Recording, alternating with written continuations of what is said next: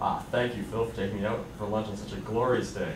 Speak nothing of it, Socrates. One should always be courteous to one's friends. In fact, let me order for the both of us. Please do.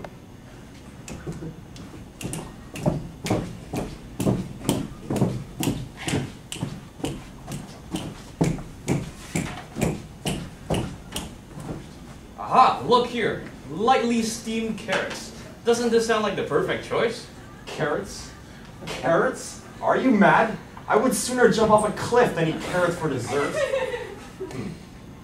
Cake, yes, cheesecake. I'm sure we can agree cheesecake is far more delectable than carrots.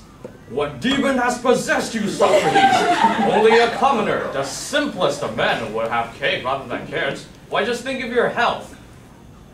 Why, just think of your health. That cake is probably the most fat-laden item on the menu. Carrots, on the other hand, is not only fat-free, but also full of vitamins. Now, I know cake is more delicious, but certainly you would value your health over a single good meal. All true but the last point, my good friend. Cake is indeed not as healthy as carrots. This I will not deny. However, I worked for 2 weeks, without end, on my newest Socratic dialogue. I'm really tired, and I forget what cake tastes like, and I want cakes. I want cakes. I must insist on my choice of carrots, my friend. You say you deserve cake because of all the hard work you have done. And while it pains me to say this, I must disagree. Were I talking to any other man, I would have agreed for cake. But you, Socrates, you, the man of reason, the best of men, certainly you have to be more careful about your health. Just think about it. If we were to even live a day longer, we would be infinitely thankful for such a blessing. He has a point. Your health is important. You are a regular customer and a good tipper. Cake is bad for your health, while carrots are good. And the point goes far beyond just your health, my friend. The decision to eat cake is, at its core, one of fulfilling the appetite, which we know as the lowest part of the mind. The decision to eat carrots, however, is made by reason, as it leads to greater long-term benefits. We're not beasts, we're men. So shouldn't we use our reason more often than our instinct?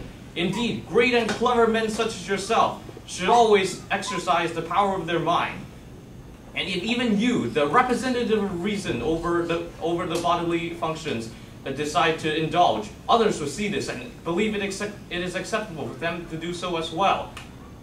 Great and honorable men such as you would always choose carrots over cake. He is right, Socrates. A man like you shouldn't fall to temptation. Listen to your friend. So, to confirm, a simpleton will always choose cake over carrots because he wants immediate satisfaction. Yes. And a wise and virtuous man will always choose carrots over cake because he can see further down the road. Exactly. So, a great man need never eat cake. Never. Let's think.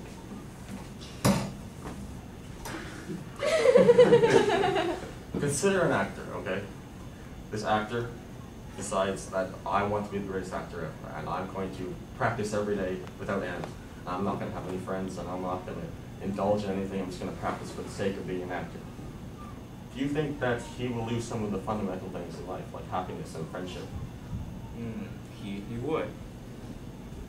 Do you think that perhaps these things, these happiness, friendship, and these enrichments derived from indulgence, do you think that this would detract from his success as an actor?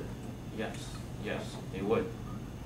So, let's take another actor here who decides to live on the wild side of life, who is very indulgent, and has lots of friends, and lives wildly.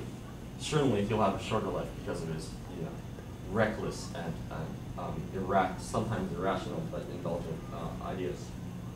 Do you think that he will live? Do you think that the things he receives from being indulgent might assist in his acting, and he might become a better and, although shorter-lived, but better actor? I guess you're right. You see, Phil, the mind consists of 3 parts. First, the bios. This includes all the innate aspects of man, like this temptations to eat cake, for example. And then we have the thumos, which this is the spiritual aspect. And then we have, in conclusion, and the greatest of them all, is logos, which is rational thought and reason. And of course, this is where I'm supposed to fall in this category too. But consider if I choose to neglect one of these. If I choose to neglect bios, well, I will simply die because I will not eat. If I choose to neglect thumos, I will become an immoral man. If I choose to neglect logos, God forbid, I will become irrational limbo. So it's not in the best interest of any man to seek a balance of the three. Yes, yes, it would be. So then, if I choose to seek a balance of the three, obviously I should not focus solely on my mind and the logos. Yes, you should be attentive to the other two elements of the mind as well. See, I do not indulge solely for the sake of indulging. I see it as something greater than that. When I eat cake, I do not eat cake just because I want to eat cake. I realize that there's a relationship between the bios and the logos, the mind and the body. And you see, indulgence is the way through which I support my mind. It is the warm and relaxing sleep that dissolves the toils upon which I cast my mind each day, impaling my mind on these conundrums of philosophy. And so, through indulgence, I am able to support myself, and I am able to become the great man you know today. I think I understand, Socrates. All men need to indulge, and you, the greatest man of all, will probably need to indulge the most of all. Come, let us have cake, not carrots. And so it ends with cake over carrots, balance over extremes. Carrots are the healthy and practical choice, and are for the man of reason. Cake is the indulgence, and serves the basic and final appetite. One would assume that a man of virtue and honor would choose reason over appetite. But a man living without any indulgence is a man who lives in misery. His existence monotonous, and the joys of life vanish.